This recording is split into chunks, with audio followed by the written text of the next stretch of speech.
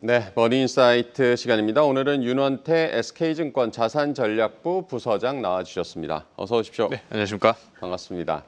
최근에 이스라엘과 이란의 교전으로 유가가 급등하는 모습이 나오기도 했는데요. 미국의 그 물가 우려에 대해서 어떻게 보고 계십니까? 우선은 미국채 시장이 바로 반영을 했습니다. 네. 일반적으로 지정학적 리스크가 불거지게 되면 안전자산선으로 미국채 또는 금리는 내려가기 마련인데 이번에는 지난주 금요일 날 분쟁이 발생하자마자 미국채 금리가 튀었고요. 결국에는 유가가 오르면서 인플레이션에 대한 압력 부담이 금리 시장이 반영됐다라고 네. 볼 수가 있을 것 같고, 이 말은 또 다시 해석해 보면 미국채 시장에서 인플레이션에 대한 민감도가 상당히 높아져 있는 상황이다라고 볼 수 있을 것 같습니다.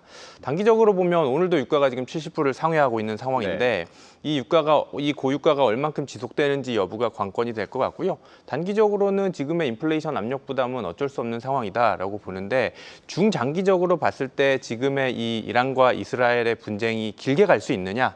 저는 그렇지는 않을 것 같다라는 생각을 가지고 있고요. 우선 이란 입장에서 보게 되면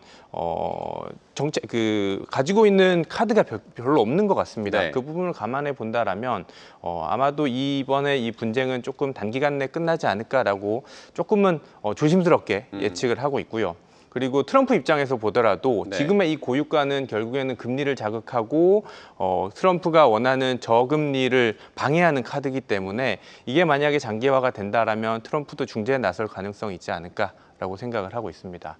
네, 어쨌든 지금 상황은 트럼프가 원하지 않는 상황으로 가기 때문에 중재를 어떻게 하는지도 좀 지켜봐야겠고요. 이제 6월 FOMC가 곧 열릴 텐데 우리 시간으로는 19일 새벽에 결과가 나올 테고요. 관전 포인트는 뭐라고 보십니까? 우선 시장에서는 대부분 만장일치 동결을 보고 있는 상황인데요. 이번에 관전 포인트는 볼거리가 꽤 많을 것 같습니다. 첫 번째는 지난 4월, 5월 매크로 지표들이 둔화되기 시작하는 모습이었었고요. 특히나 물가 지표가 관세를 부과하고 나서 생각보다 많이 안 올랐습니다. 그렇기 때문에 이번 연준에서는 그 부분을 어떻게 해석하는지 여부가 첫 번째 관전 포인트가 될 것 같고요.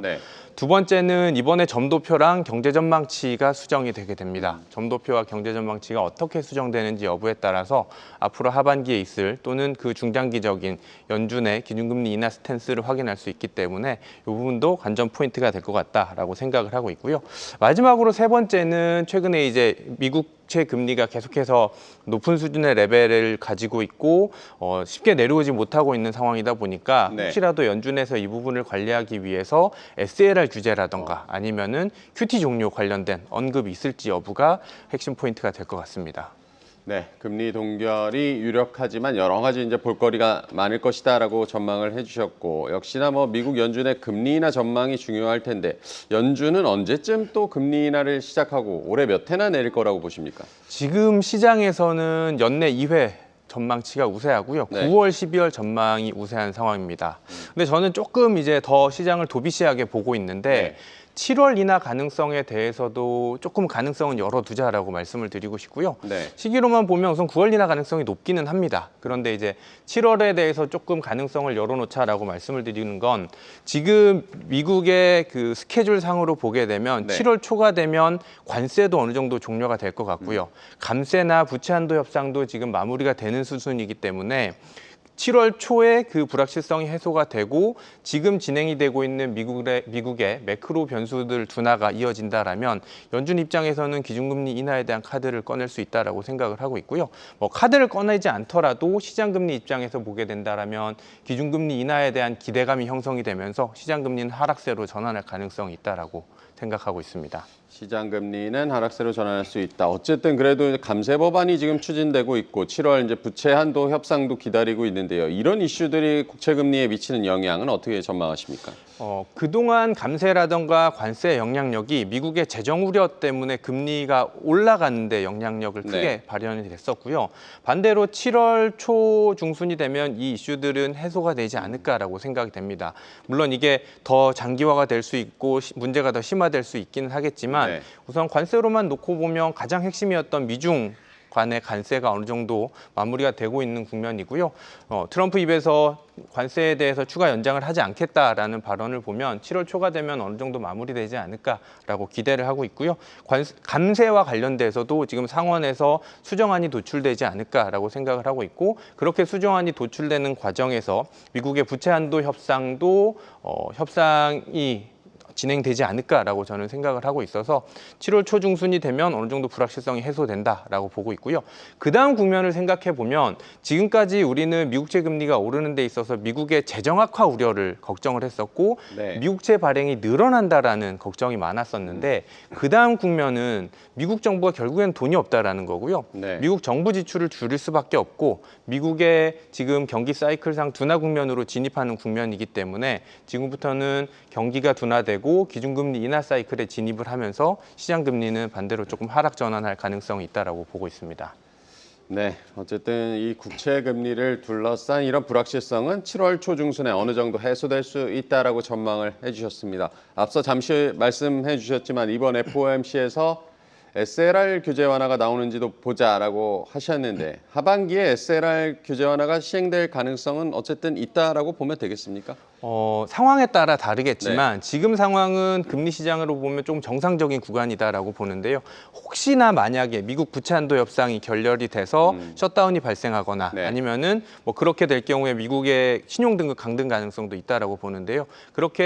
그런 일이 발생해 버리면 미국채에 대한 수요가 경색이 나타날 수 있을 것 같고요. 그런 경색이 발생하게 된다라면 미국의 카드 중에 하나는 SLR 규제 완화 카드가 있다라고 생각을 하고 있고요. 결국 이 SLR 규제 완화 카드는 미국채 금리 상단을 막아주는 역할을 할 것 같습니다. 네. 이게 만약에 도입이 되게 된다라면 미국채 10년물 기준으로 한 50bp 정도는 내릴 수 있는 효과가 있기 때문에 지금 미국채 10년 4.5%에서 만약에 5% 육박하게 된다라면 SLR 규제 완화를 통해서 금리를 내릴 수 있는 효과가 있다라고 생각을 하고 있고요. 최근에 이제 트럼프가 계속해서 파월을 때리고 있습니다. 네. 이 둘을 모두 만족시켜줄 수 있는 방법은 저는 SLR 규제 완화다라고 생각을 하고 있고요. 파월 입장에서는 물가 안정을 위해서 기준금리 인하를 계속해서 지금 뒤로 미루고 있는데 기준금리 인하를 하지 않더라도 시장금리를 낮출 수 있는 방법이 SLR 규제이기 때문에 정책적인 드라이브를 걸기 위해서는 SLR 규제 완화 카드도 충분히 도입될 수 있다라고 생각을 하고 있습니다.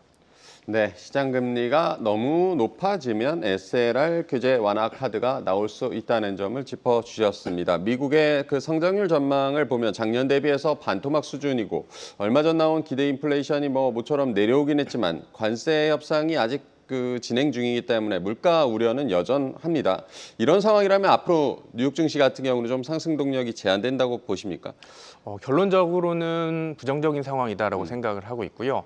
불확실성이 여전히 높은 상황입니다. 네. 제가 7월 초에 다양한 정책적 불확실성이 해소된다라고 말씀을 드렸었는데 지금 불거진 지정학적 이슈라던가 아니면은 트럼프의 법률 리스크도 여전히 불거져 있는 상황이기 때문에 불확실성은 높아져 있는 상황이다라고 생각을 하고 있고요. 주가적인 측면에서 본다라면 주가는 결국에는 이익의 함수다라는 표현 많이 쓰잖아요. 결국에는 미국 기업들이 성장을 해야 되는데 이미 미국의 사이클상으로 보면 경기 둔화 사이클에 진입했다라고 판단을 하고 있고요. 경기가 둔화되는 국면에서 성장보다는 오히려 어떻게 보면 둔화 흐름을 가져갈 수밖에 없는 국면이고 여기서 기준금리 인하를 통해서 어떻게 보면 조금 상승 모멘텀을 작용을 해야 되는 드라이브를 걸어줘야 되는데 아직까지는 관세에 대한 불확실성 때문에 기준금리 인하가 뒤로 미뤄지다 보니까 주가적인 측면에서는 아마도 하방 압력이 좀 더 커지는 국면이다라고 생각하고 있습니다. 결국 경기가 꺾이고 있다는 점에서 증시의 추가 상승 여력은 좀 제한적일 수 있다라고 봐야겠습니다. 오늘 BOJ 일본은행의 금리 결정도 있는데요. 곧 이제 조금 있으면 결과가 나올 텐데 이번 금리 결정 뭐 동결 전망이 지금 유력한 것으로 나오고 BOJ의 움직임 앞으로 어떻게 전망하십니까? 우선 오늘은 동결이 확실시되고 있는 분위기인 것 같습니다. 그동안 작년 3월 이후로 5개월 텀으로 기준금리를 인상을 하고 있는데요.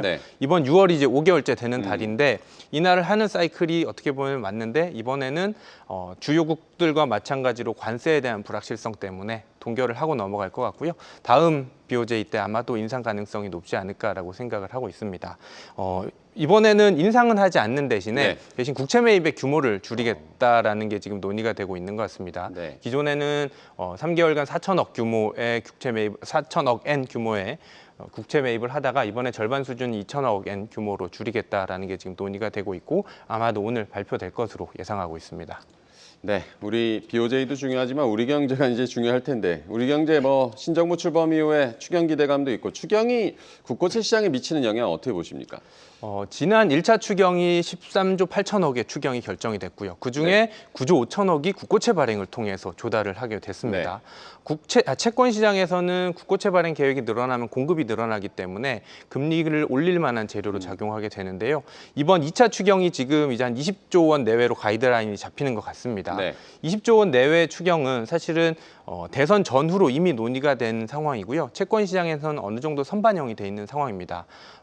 대선 전후로 이미 국고채 시장에서는 2차 추경에 대한 논의 때문에 20bp 정도 금리가 올라와 있는 상황이기 때문에 만약에 2차 추경이 20조 원 내외로 결정이 되게 된다라면 채권 시장의 영향력은 이미 선반영돼 있는 수준이다라고 보고 있고요.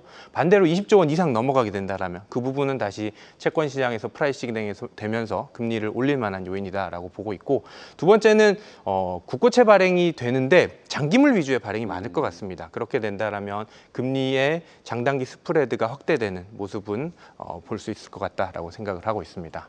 네, 최근에 서울 집값이 좀 꿈틀대고 있고 지금 한국은행도 좀 금리 인하에 좀 부담스러운 상황이 될 수도 있겠는데 올해 한국은행의 기준금리 결정 전망은 어떻게 보고 계십니까? 우선은 저는 연내 2회 8월, 11월 추가 인하할 수 있다라고 보는데요. 네. 최근 들어서 시장의 분위기는 조금 변하고 있습니다. 지난주에 이제 한국은행 75년 주주년 기념사에서 이창용 총재가 집값 부동산 시장 가격과 또는 가계부채 증가에 대한 우려를 조금 표명을 하면서 네. 채권 시장에서는 이러다가 기준금리 인하 못하는 거 아니야?라고 시장에서는 조금 이제 금리에 상방 압력이 작용하고 있는 구간인 것 같은데요. 개인적으로 보면 지금의 한국의 경기 침체 국면, 올해 성장률 전망치 0.8를 전망을 하고 있는데 그 정도 국면이면은 하반기에도 추가 인하 필요하다라고 저는 생각을 하고 있고요. 기준금리는 연내 2차례 추가 인하를 하는 대신에 지금 우려가 되고 있는 부동산 시장 가격이라던가 아니면 가계부채 증가에 대한 부분은 핀셋 규제를 통해서 지금 논의되고 있는 거는 뭐 토어제를 확대하겠다던가 아니면은 가계부채와 관련돼서 은행권을 중심으로 가계부채 규제를 강화한다던가라는 제도를 통해서 핀셋 규제를 통해서 아마도 제도적인 측면에서 방어를 하지 않을까라고 생각하고 있습니다. 네, 경기 부양을 위해서 금리를 내리는데 그 돈이 어쨌든 자산 시장 뭐 부동산이 아닌 다른 곳으로 좀 흘러가도록 유도하는 것이 중요하다라고 봐야겠습니다. 환율 전망도 좀 해보겠는데 환율 전망 어떻게 보고 계십니까? 어렵습니다. 네. 저는 사실은 1,400원대가 어떻게 보면 좀 편한 레벨이 아닐까라고 생각을 하고 있는데 문제는 지금 한미 간의 환율 협상이 진행 중이다라는 부분 때문에 네. 워낙 강세 압력이 계속해서 지속되고 있다라고 보고 있고요. 물론 추가적으로 이제 신정부가 들어오고 나서 정치적 불확실성이 해소가 됐고 증시 그러니까 채권 시장과 주식 시장 모두 지금 외국인들이 유입되고 있는 부분들은 원화 강세 요인이다라고 판단을 하고 있는데요. 한미 간의 환율 협상이 언제가 종료가 될지도 사실은 모르겠는데 네. 이 부분이 협상이 종료가 되고 나면 이제 진짜 시장 가격이 형성될 것이다라고 저는 보고 있고요. 지금보다는 조금 환율이 올라오는 걸로 봐야 되지 않을까라고 생각하고 있습니다. 네, 한미 간의 환율 협상이 중요하다라고 전해주셨고요. 마지막으로 짧게 채권 투자 전략 세워주실까요? 지금 저는 채권 투자하기 좋은 시기다라고 생각을 하고 있습니다. 앞서 말씀드린 대로 미국채 금리의 경우에도 7월이 지나고 나면 불확실성이 해소가 되고 경기 둔화 국면에서 시장 금리가 하락 전환할 것으로 판단을 하고 있고요. 네. 한국 같은 경우에도 최근에는 이제 추경 이슈라던가 아니면은 부동산 가격 상승에 대한 부작용으로 시장 금리가 조금 올라온 상황인데 긴 그림에서 보게 되면 올해 연간 성장률 0.8이라는 부분은 네. 결국에는 경기 침체 국면에서 시장 금리는 또는 한국은행은 기준금리 인하로 대응할 수밖에 없을 것이다라고 보고 있고요. 올해뿐만 아니라 내년까지도 기준금리 인하 사이클은 이어진다라고 보고 있기 때문에 그런 환경에서는 시장 금리는 하락할 수밖에 없다라고 생각을 하고 있어서 채권 투자하기 좋은 환경이다라고 말씀을 드리고 싶고요. 미국채 장기물에 대한 수급 우려가 크다라면 반대로 미국채 단기물 사는 것도 좋다라고 보고 있습니다. 미국채 3년물, 5년물 사는 것도 4% 가까이 나오고 있기 때문에 단기물 투자하는 것도 좋은 전략이지 않을까라고 생각하고 있습니다.